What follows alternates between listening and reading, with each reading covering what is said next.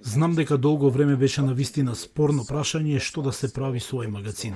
Професорот по историја Джефри Енгел од Јужниот методистички универзитет во Далас вели дека лидерите на заедницата долго време се мачеле да ја балансираат реалноста на атентатот на председателот Џон Ф. Кенеди и начинот на кој тоа негативно влијаело врз градот.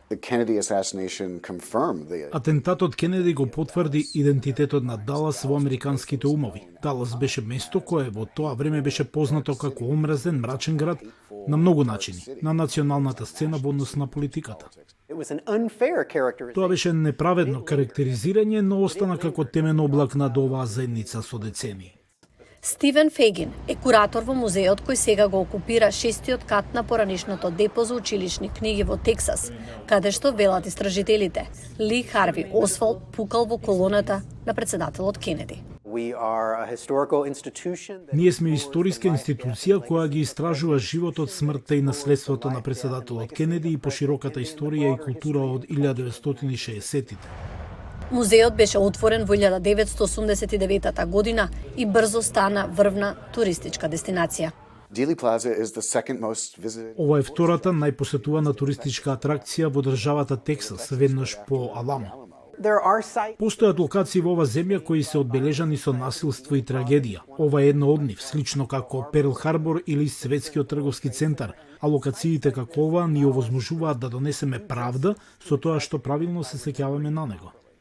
Фегин вели дека правилното сеќавање не значи дека музеот донесува дефинитивни заклучоци за тоа што точно се случило во Далас во ноември 1963 година.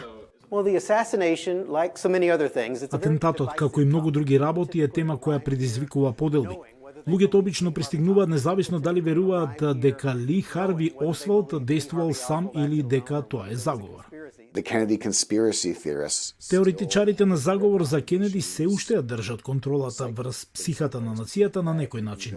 Дека можете да отидете во Тексас и да си кажете, ја слушна приказната, можеби и самиот сега можам да ја составам поинаку, затоа што сум го видел тоа со мои очи. Можеби ќе ве заинтригираат нијансите на атентатот, долготрајните прашања околу траекториите на куршумите и медицинските докази, но на крајот на денот нешто умре тука, а музеот се залага за таа неостварена надеж и ветувањето што Џон Кенеди го представуваше. Музеот не е само серија експонати, тоа е и архива.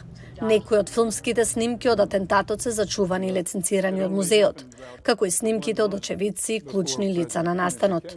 Збирно тие го исполнуваат музеот со повеќе од само физички артефакти, кои помагаат да се прикаже моментот историски и локално.